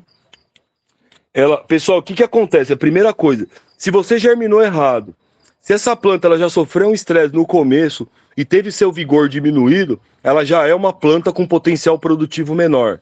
Então, toda vez que você recupera uma planta, você já começou uma planta com potencial produtivo menor. Essa planta ela produziria bem mais se ela não tivesse tido um estresse logo no começo. Se você estiver trabalhando com uma automática, fudeu, porque de repente um estresse logo no começo pode induzir um florescimento precoce e você tem uma plantica desse tamanho. Perdoa aí pelo palavrão que soltou, né? Mas assim, o que acontece? Mas é o que acontece na realidade, entendeu, pessoal? E aí, o que acontece, então? Germinei a semente, então preparei o substrato aqui certinho, de maneira adequada, eu preparei o solo todo de maneira adequada, de tal forma que a planta consiga comer direitinho, né, pessoal?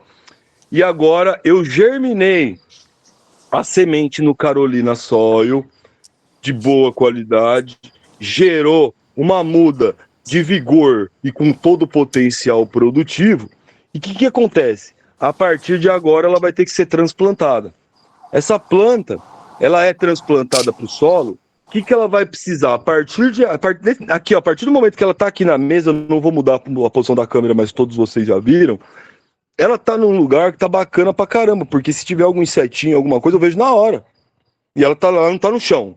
Ela não tá no chão ainda. Não tá do lado da formiga, porque no indoor as coisas são relativamente mais tranquilas. Os inimigos no outdoor, eles são muito maiores, pessoal. A gente tá cultivando ao ar livre, então é de muito se esperar que tenha pragas e doenças, talvez numa maior qualidade. No indoor é mais difícil de controlar, mas a incidência de pragas e doenças, na verdade, no outdoor é inevitável, eu costumo falar. Então, vamos lá. Peguei uma semente de boa qualidade, tenho uma muda de boa qualidade, joguei ela aqui, pessoal. Agora a gente precisa fazer essa planta subir. A gente está na vega. Então, ela precisa de 18 horas de luz. Aqui na minha região, a gente não tem 12 agora. A gente está perto, a gente acabou de passar o solstício de inverno. Os dias estão curtos. Então, 5h15, essa luz inteira aqui liga. Entendeu? Parece que desceu uma nave espacial aqui no meu quintal. Sorte que todo mundo sabe hoje que aqui é uma associação, porque senão ia achar que tem maluco aqui.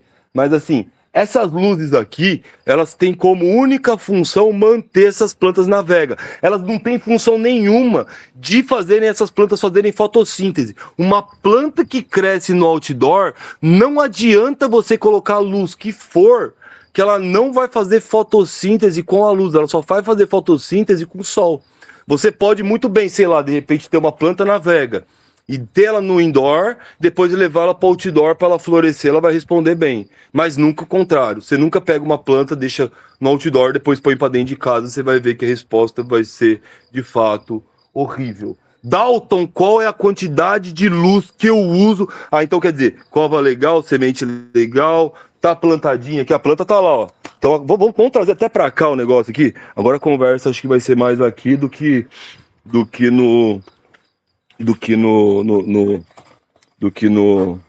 na lousa. Então vamos lá, pessoal, aqui. Então beleza aqui, ó. Então aí, por exemplo, aí então a muda ela veio aqui pro campo, né? Então o que aconteceu? Aqui ela já cresceu até um pouquinho, essa daqui tá um pouquinho menor, essa daqui foi um transplante de uma que morreu, né? Mas aqui ela começou a vega dela, né? 18 horas de luz, pessoal. 18 horas de luz. E o que acontece? Se você está num cultivo indoor, você vai ter mais ou menos em torno aí, se você, por exemplo, assim, quer ver, vai ser para cada 48 metros quadrados, para cada 50 metros quadrados, você vai ter que ter uma lâmpada de 100 watts, entendeu? Essa quantidade de luz é suficiente para você promover esse efeito que eu tenho aqui e segurar essa planta na vega. Porque o que acontece? Daqui para frente agora, vamos supor que eu tivesse num cultivo que a gente não tivesse andando para os dias longos, andando, caminhando para setembro, outubro, que os dias vão ficando mais longos. Vamos supor que eu tivesse total domínio do fotoperíodo, os dias fossem sempre curtos. Então, o que acontece? Essa planta ela vai crescer, crescer, crescer.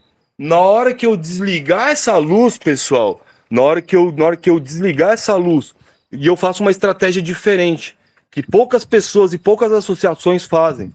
Eu não desligo a luz de uma hora para outra. O que eu faço, por exemplo? Eu vou diminuindo gradualmente tipo assim, a hora que a luz desliga. Num dia ela desligou 1h da manhã, aí no outro dia ela desliga 15, ela desliga 15 para 1, no outro dia ela desliga 00:30. Então eu vou fazendo uma diminuição gradual do fotoperíodo, eu não chego e simplesmente desligo as luzes. Eu percebi que o aflorescimento fica muito abrupto e a distância entre nós no final da vega fica pequena e isso diminui o potencial produtivo da planta. É uma das coisas que, inclusive, tinha que ser levado até para pesquisa. Se você quiser aumentar o potencial produtivo dessa planta, você tem que diminuir gradualmente o fotoperíodo no inverno e simular as mesmas condições que acontecem naturalmente, porque, sei lá, na natureza, num dia, não sai de um dia de 18 horas de luz de um dia para você simplesmente para 12 horas de luz essa planta florescer. Então o potencial produtivo dessa planta é bem maior quando você faz essa diminuição do fotoperíodo. E o que acontece? Cada strain responde de uma maneira diferente a essa diminuição do fotoperíodo, que ela é inevitável, porque a gente está caminhando, então, para a flora, né? E para você terminar essa planta. Então, vamos supor, a planta lá floresceu, então, eu comecei a diminuir gradualmente o fotoperíodo até que eu cheguei nas 14, 13 horas, que já é o suficiente para a gente desligar essa luz. Pessoal, é impressionante, principalmente para quem tem um cultivo grande. É uniforme, pipoca tudo de pistilo, você tá me entendendo? Pipoca tudo de pistilo. E o que acontece? Por incrível que pareça, se você fez um substrato desse, você colocou a quantidade de nutrientes que eu falei para você, pessoal, olha que loucura, você vai chegar numa planta aqui, ó, que normalmente eu deixo ela bater mais ou menos no meu peito. Agora eu vou bater agora no umbigo, porque realmente elas ficaram muito altas da outra vez. Mas agora eu vou fazer batendo no umbigo, e normalmente eu espero que quando eu desligo a luz, ela vai dobrar de tamanho. Tá me entendendo? Então, quer dizer, que ela na flora ainda, ela vai continuar subindo, ainda mais logo que produzindo pistilo e produzindo flor. E o que acontece, pessoal? Essa quantidade de nutriente que eu jogo, você percebe que a maioria dele foi dado, a maioria do nitrogênio e do potássio, que são os dois nutrientes que são solúveis, que eu falei para você, que chama praga e doença, eu dou na forma de matéria orgânica. Quando precisa dar, eu jogo um EC baixinho lá na água de irrigação, para de tal forma que a quantidade de nitrogênio e de potássio, por exemplo, na água de irrigação, por consequência, dentro da seiva da planta, nunca seja alta, a ponto daquele negócio ficar chamando principalmente inseto sugador, que eu falei para vocês, ácaros, cochonilhas, mosca branca, tripes, e aí vai. A gente vai ter uma aula, a próxima aula vai ser de pragas e doenças, eu não vou me estender nisso. Mas assim, pô, foi do caralho a pessoa chamar e teve essa ideia de ter nutrição mineral de plantas antes de ter praga e doença. Porque qual que é a melhor estratégia para você combater praga e doença? Quem pode responder aí? Não ter, velho. Não ter a presença da praga e da doença e fazer ela, tipo assim, se manter ela longe do seu cultivo. Aí vem muita gente falar, pessoal, assim, pelo amor de Deus, eu respeito todas as formas de cultivo, tal, mas a gente é agrônomo e a gente tem que falar o que funciona e o que não funciona. Muitas vezes as pessoas acham que o segredo do combate de pragas e doenças é um manjericãozinho que você plantou ali, ou é um negócio ali. Não, pessoal. A chave do cultivo, do controle de pragas e doenças, não é o manjericão, não é o alecrim, ele não é o agrotóxico. Não é o agrotóxico. É usar a adubação equilibrada, fontes que favorecem a presença de pragas e doenças, você usa ela mais complexadas na forma de matéria orgânica, de tal forma que você não sobre a concentração de nitrogênio e potássio na seiva dessa planta, consequentemente não tendo o problema, por exemplo, assim, você não deixa essa planta atrativa principalmente para essas pragas e doenças, pessoal. Então, eu acho, tipo... Então, assim, como eu falei para vocês, né? Então, é 30 por 30 por 30. Durante, por exemplo, na hora que eu vou cultivar uma planta para ela produzir 1 quilo, para ela produzir 1,5 kg.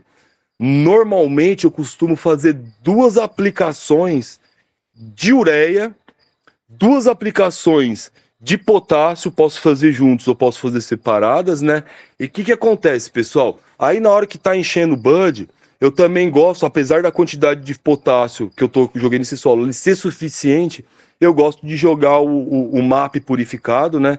Que é uma forma de fósforo que é possível você jogar na água de irrigação para você poder dar aquela enchida final no bud, para deixar ele brutão, daquele jeito que todos vocês veem nas fotos, né? Mas eu acho que é basicamente isso, né? Então, um dos segredos que eu falei para você, pessoal, é uma quantidade de água suficiente para uma quantidade de comida suficiente para essa planta comer durante todo o ciclo dela, sem exagero, porque se você vai ter problema de praga e doença, pessoal, porque olha só,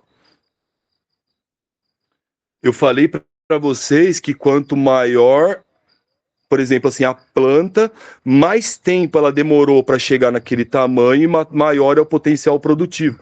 Porém, quando a planta ela estende a vida dela, quando a gente tem uma planta de 100, de 120 dias, é também, por exemplo, é muito praga e doença também, a pressão de praga e doença ela é muito maior. Entendeu? Então não adianta você querer ter uma planta que você fez ela crescer muito, uma planta que você jogou na vega, você jogou o potencial produtivo,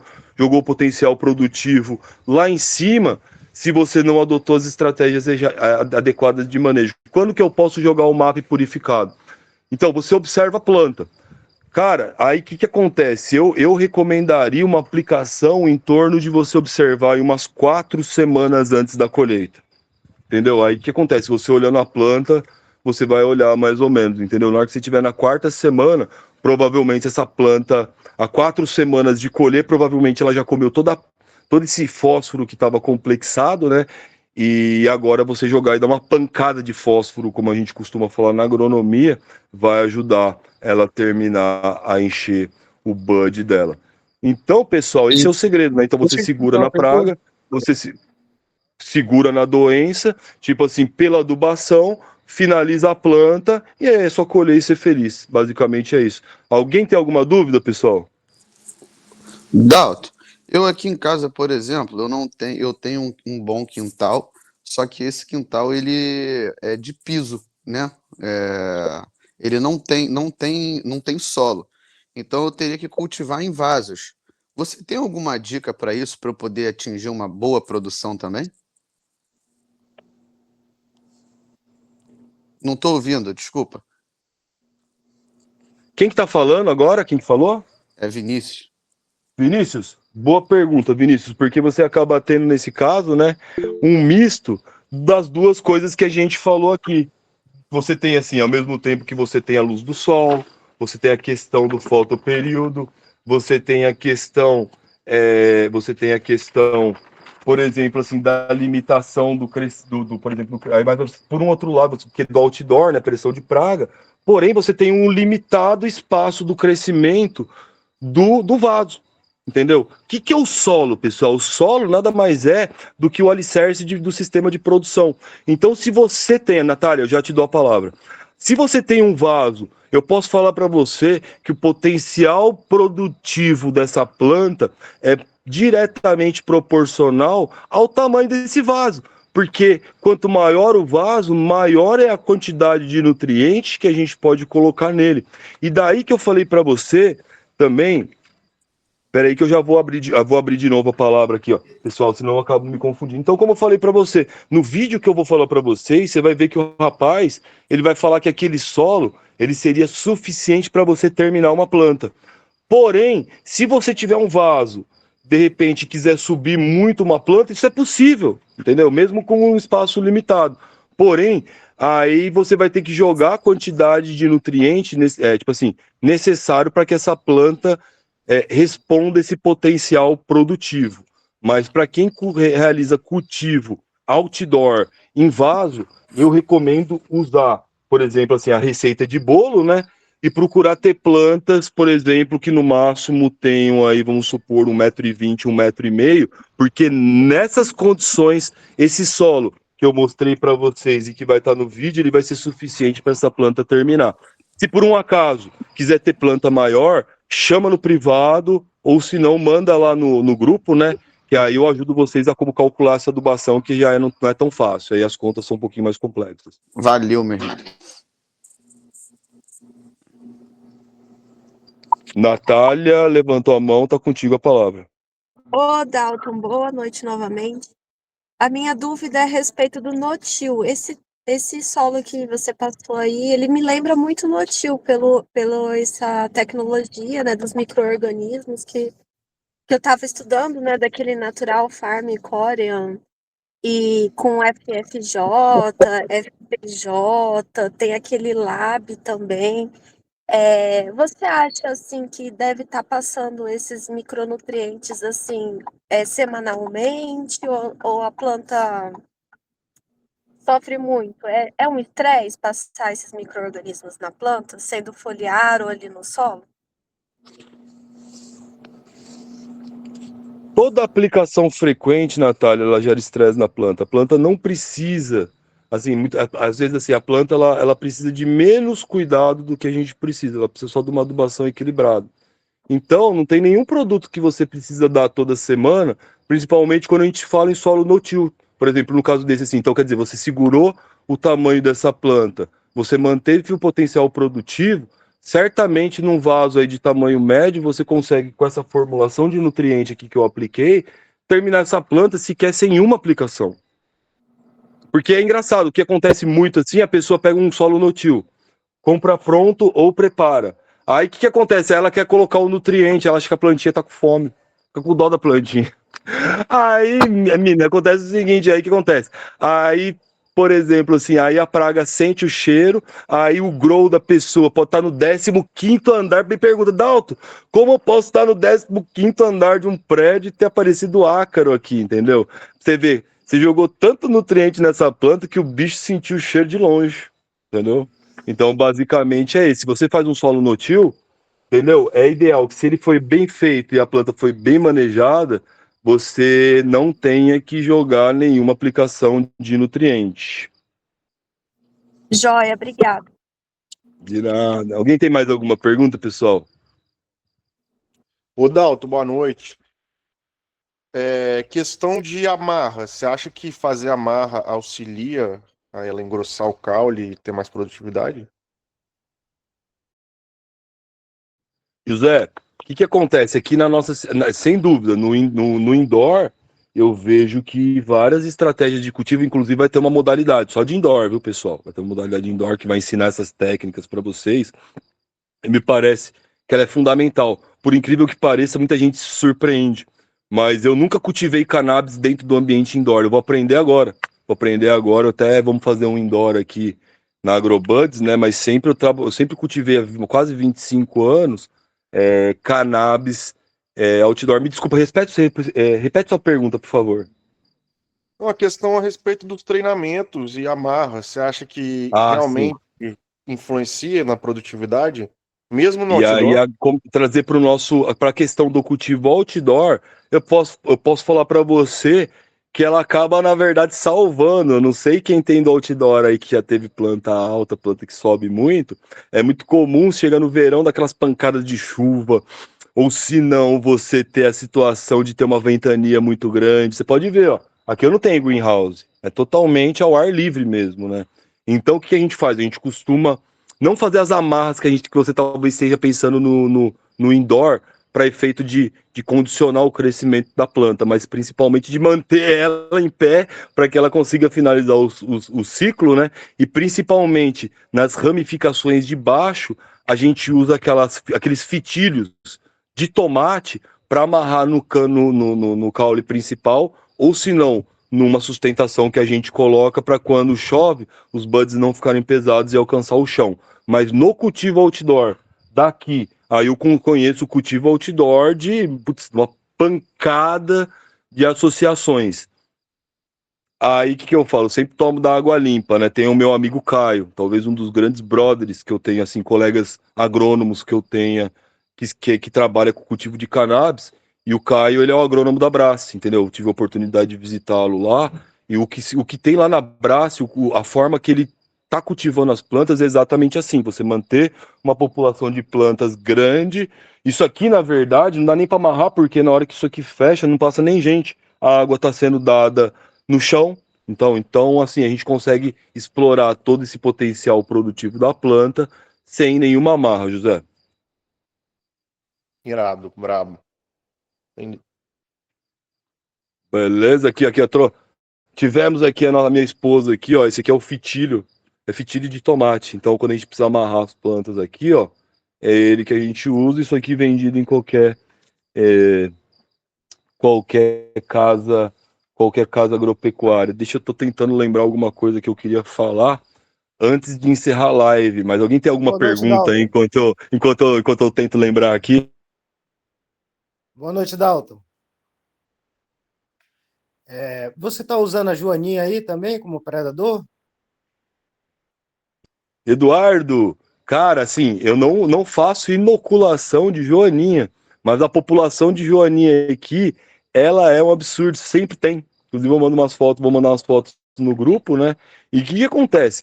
Quando você tem a presença da joaninha no seu sistema de produção, é uma das coisas que a gente costuma falar, que é um dos indicadores, né? A gente costuma falar de insetos indicadores. É um indicador que, de fato, a nutrição e o manejo daquelas plantas estão sendo bem feitos. O Dalton, outra dúvida, desculpa aí. Pessoal, agora sim, eu estou à disposição de vocês. A aula encerrou, então, Deus me livre. Quem quiser ir embora aí pode ficar à vontade, quem vai sair, quem vai se arrumar. Mas aí eu vou tirar a dúvida até da última pessoa aqui. Podem ficar à vontade, podem falar. Eu não sei se você chegou a falar a questão da. Você falou que usa semente, mas no caso, se você quiser ter uma planta mãe, assim, para tirar os clones, você já fez isso? Como é que funciona? No outdoor mesmo, tô na dúvida. Já, na verdade, eu já peguei planta aqui, tirei de uma para outra, né? E consegui fazer a clonagem normal. Mas aí, o que acontece? Agora, principalmente, assim, na verdade, assim, tá um vácuo jurídico. A gente foi. Eu preciso até, cara, hoje foi uma loucura meu dia e eu acabei não me antenando sobre o que aconteceu na votação do 0,3 lá, que a Anvisa ia votar. Mas está tendo essa questão. Repete sua pergunta para mim, por favor. Eu me perdi um pouquinho. Questão das plantas mães. Ah, sim. Aí, perdão. Questão da Aí semente. aí eu perdi o raciocínio. Aí o que acontece? Por exemplo, assim, só que quando eu tenho, por exemplo, assim, quando eu trabalho com semente, o que acontece?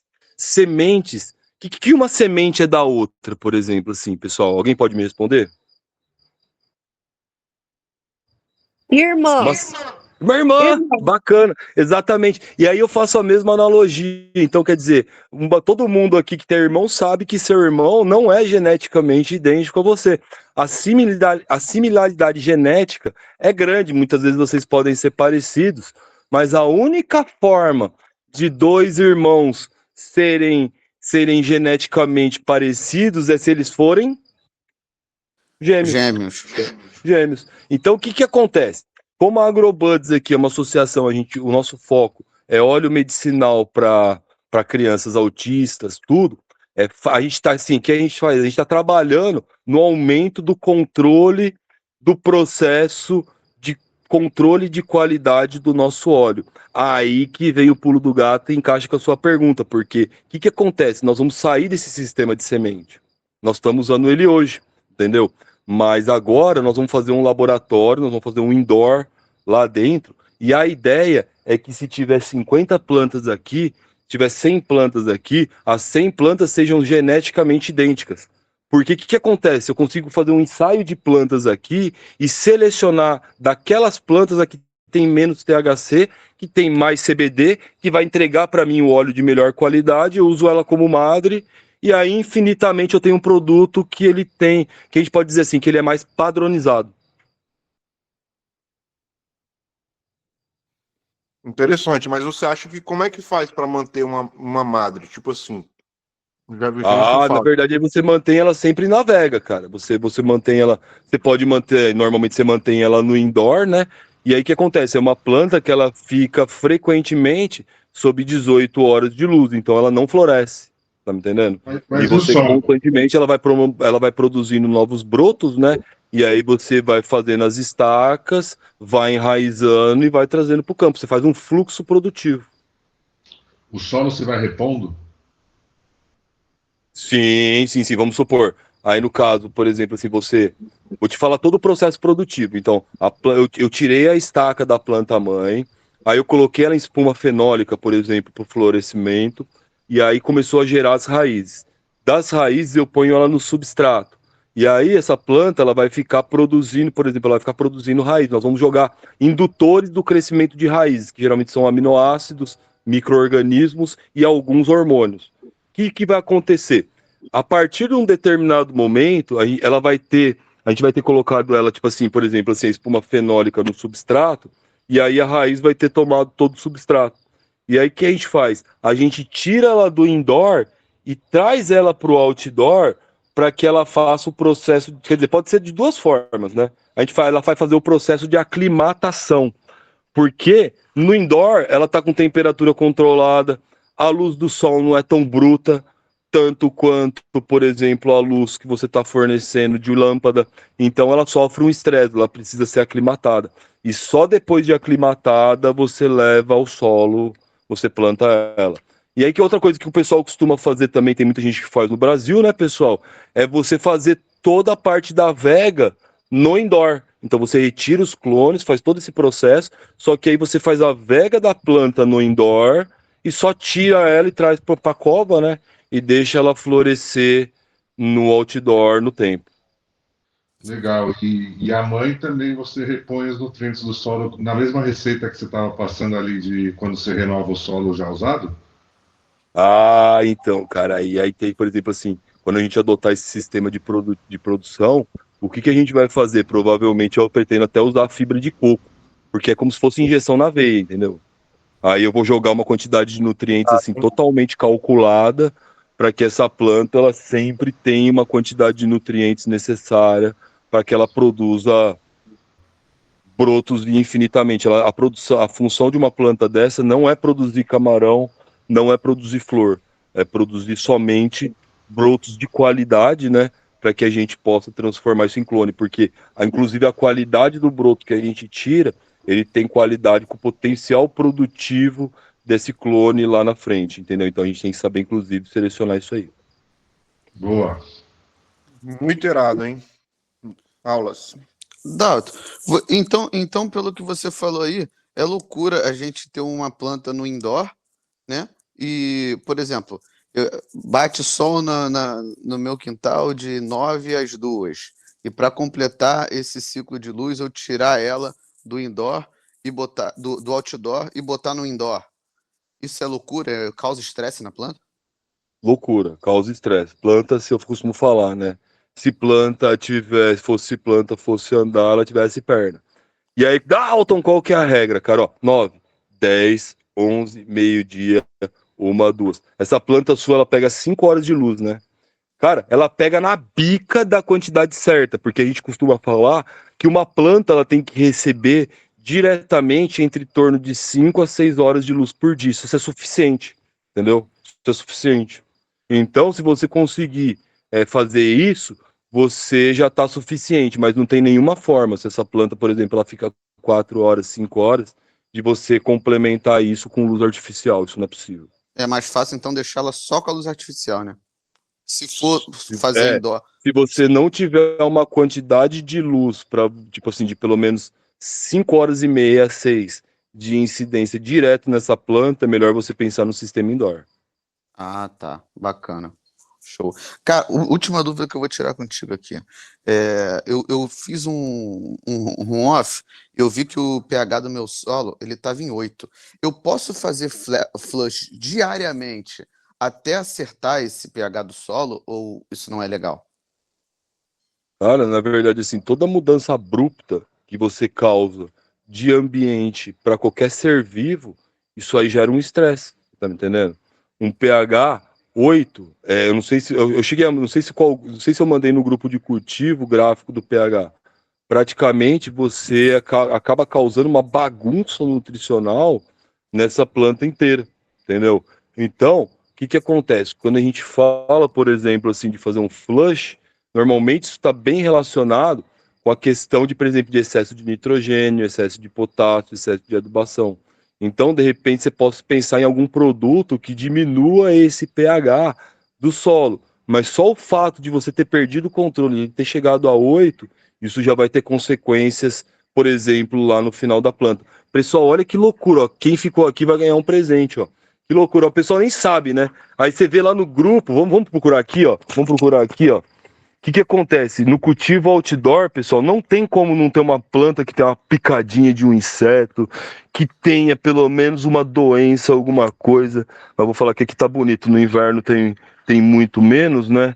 Eu não sei se eu vou achar aqui alguma planta que tenha pelo menos alguma manchinha, alguma pinta aqui, ó, achei, por exemplo, assim, sei lá. Tá vendo aqui, ó? Vou até arrancar aqui, ó, para levar para lá. Vamos ver se eu acho alguma outra que tenha um pouco mais característica. Aqui, ó. Tá vendo aqui, ó? Tá vendo aqui, ó? Tá vendo aqui, ó, um trips aqui, ó. Um trips, eu falei pra você. Aí, ó o que eu achei aqui, ó. Por exemplo, aqui. Essa folha, tá vendo aqui, ó? Ela tem uma manchinha aqui, ó. E o que acontece? No grupo, pessoal, principalmente aí os iniciantes, perde a noite de sono porque viu uma picadinha na sua planta, entendeu? Vê alguma coisa. Pessoal, olha só. Uma planta de cannabis, ela pode perder 20% da sua área foliar, que isso não influencia na produção dela. Então, se você não teve nenhum problema no fornecimento de nutriente, se você não teve nenhuma desregulação no pH, se você não teve nenhum outro problema que não seja realmente, por exemplo, algum inseto, alguma praga que tenha comido a folha, que tenha picado a folha, ou uma doença que tenha se instalado na folha, ela pode perder até 20% da área foliar, que você pode colocar duas plantas lado a lado. Uma que perdeu 20% da área foliar e a outra que perdeu nada. As duas produzem a mesma coisa.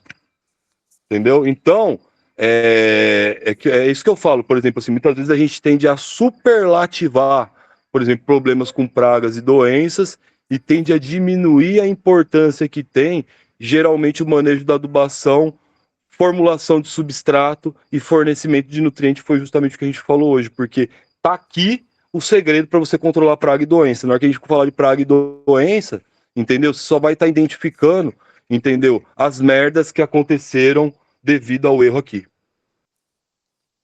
Certo. Beleza? Mais alguém tem alguma pergunta, pessoal? Bora lá, sextou então? Agradecer a atenção de todos vocês aqui. Nossa, 10 para as 9. Realmente foi muito bacana. Então, toda semana, né, pessoal, vai ter pragas e doenças, né? Provavelmente quem vai estar aqui com vocês na semana que vem aí é o Fábio. Também solta uma aula, tem uma aula ao vivo, né? Que é isso que o magistrado quer. Então, é isso que ele vai ter para deferir o HC de vocês. Aqui na AgroBuds, ninguém vai ter HC indeferido, né? Por falar que não existe interação, carga horária e, de fato, aprendizado de verdade. Eu estou à disposição de vocês aqui, estou à disposição de vocês no grupo, estou à disposição de vocês no meu WhatsApp pessoal. Então, obrigado, pessoal, e bom final de semana para vocês. Fiquem com Deus. Tamo junto. Bom descanso. É nóis, Dalton, brabo. Valeu, galera. Valeu, um abraço. Um abraço, meu amigo.